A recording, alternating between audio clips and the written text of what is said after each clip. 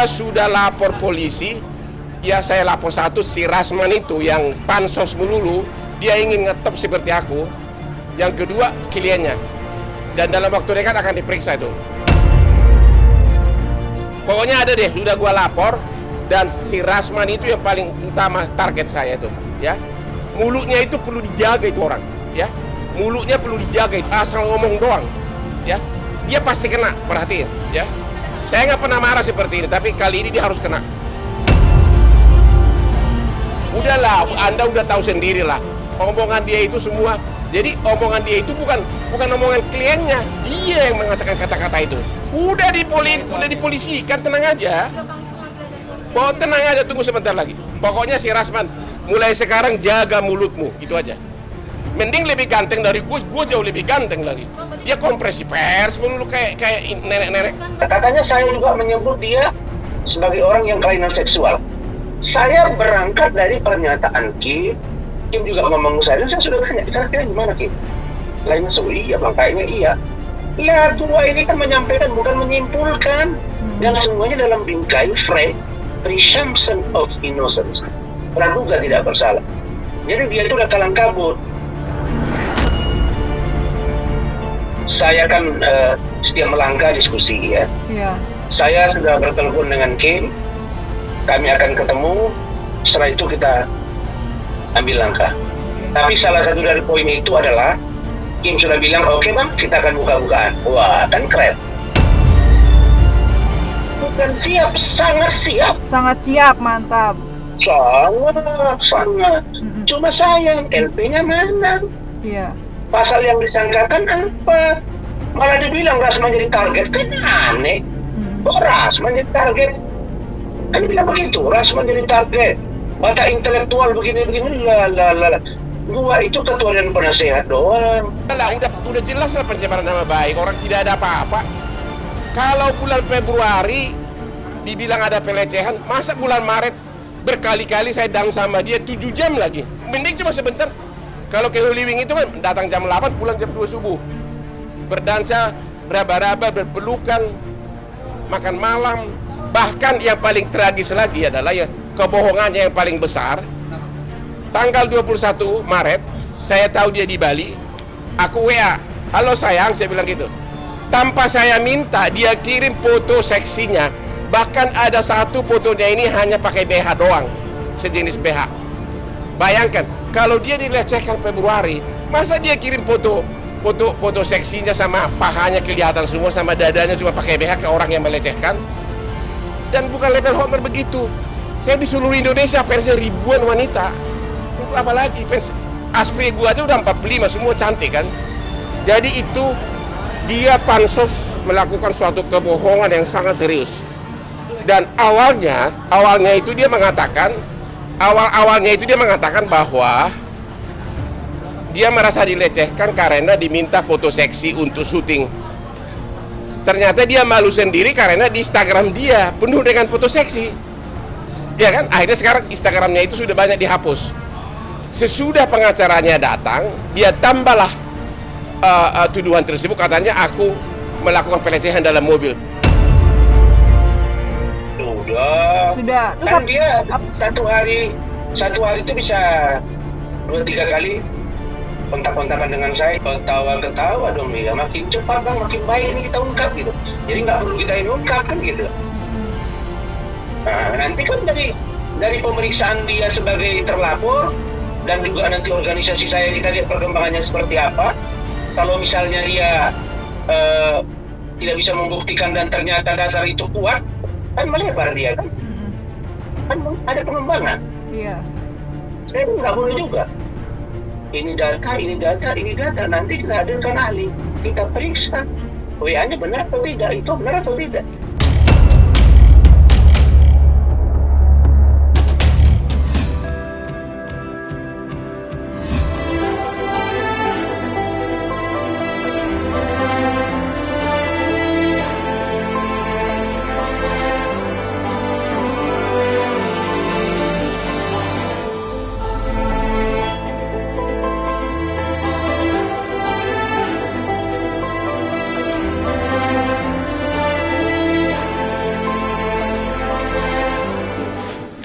Kalau udah support apa senang banget udah bisa ngobrol sama Pak Indo, jadi dia tuh semangat asalnya bener-bener. Iya kan sebelum operasi kan telepon ya.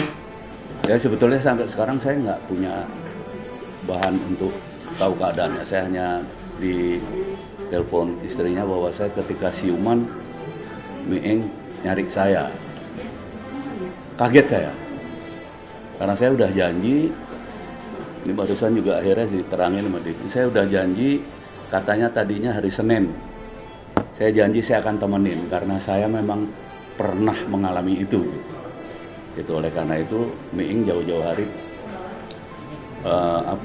konsul sama saya lah katakan.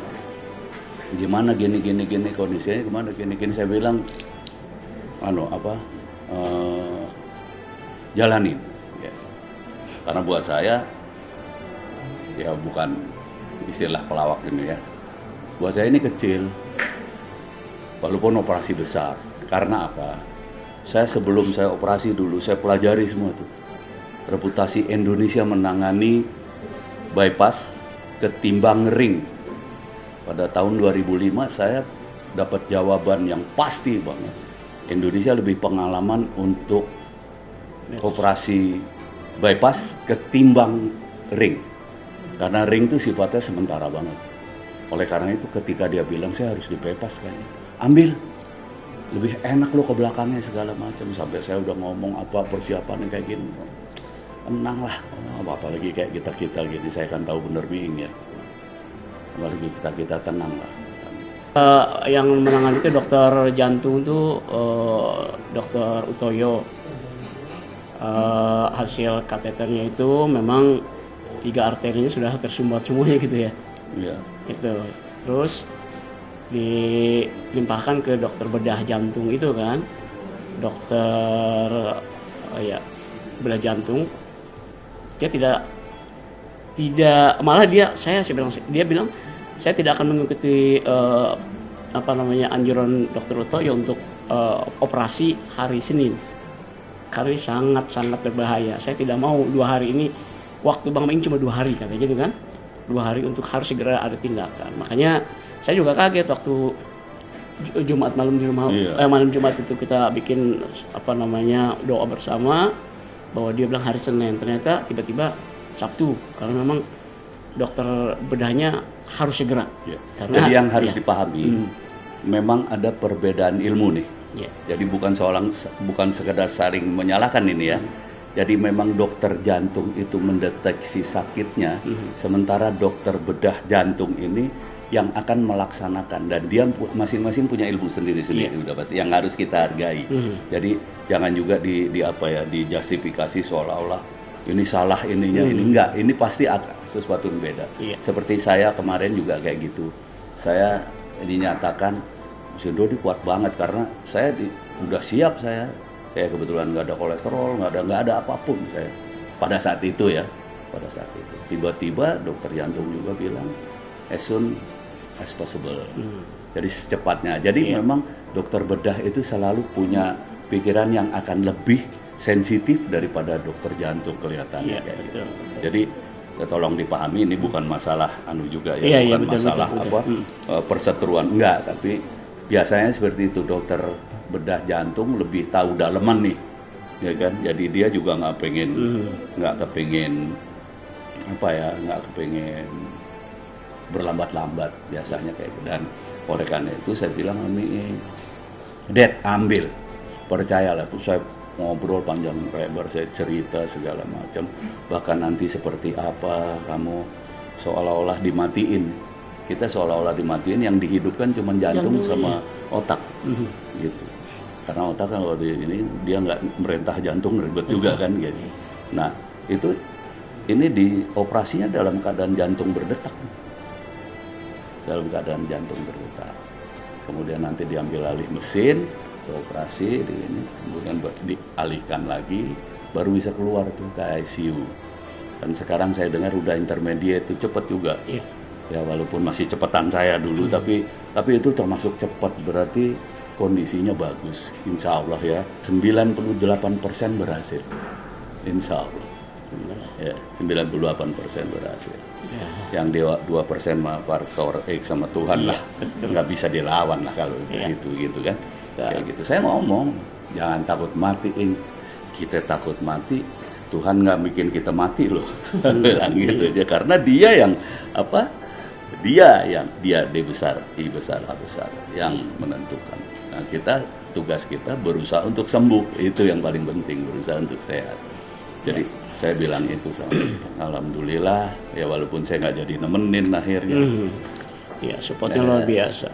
Ya, Terima kasih. akhirnya udah oke, udah ini makanya saya janji saya pulang dari Bandung, saya langsung antigen karena mau ke rumah sakit kan, takut ada apa-apa, saya langsung antigen, alhamdulillah. Dan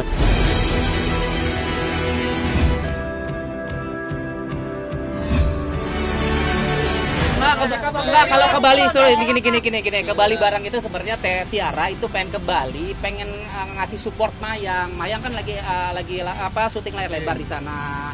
Ya karena Teh Tiara kan sayang banget ya sama Mayang, kan kasihan juga. Jadi ke sana itu sebenarnya pengen lihat Mayang syuting dan kasih support gitu. Tapi kalau apa sih tadi pertanyaannya? Enggak, proyek enggak aneh-aneh lah. Kayaknya Teh Tiara aja deh, Teh Tiara gimana? Tiara aja yang jawab deh. Enggak ada ngomong. Nanti itu harus ditanyakan ke Mayang, bukan Dedi. Saya tanya ke Mayang. Nanti Mayang yang nanya karena kalau Mayang cocok, Dedi cocok gitu. Karena kalau Dedi cocok belum tentu Mayang cocok kan? Ya udah ya.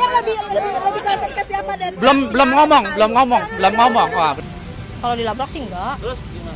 Enggak, dia cuman ini aja. Tiara Marlen bukan level gue, katanya gitu aja. Masalah cincin juga nih. Cincin gimana, Dad? Ya, cincinnya nggak apa-apa lah, orang hadiah dikasih gitu ya. Kemarin juga kan statusnya dia mau kasih Dedi baju juga, ya nggak apa-apa lah. Tapi dipakai terus, Dad. Iya memang dipakai terus. Ya kalau pemberian orang kan harus dikasih. Kan hargai Mayang juga dipakai terus kok di Bali. Ya kan sedih aja, orang spesial ya, Dad. Iya, yang penting ini yang jelas nggak kawin nih, cincinnya asli.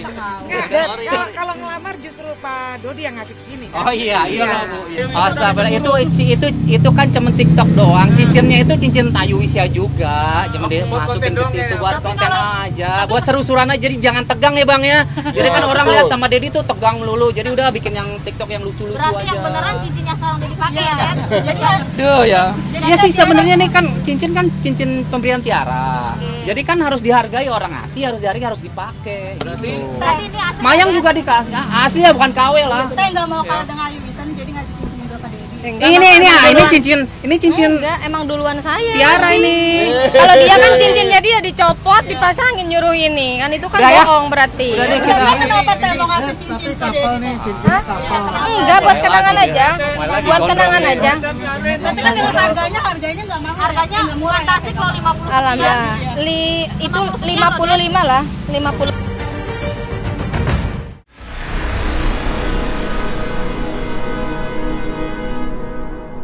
Jadi jangan lupa untuk subscribe Cumi Cumi.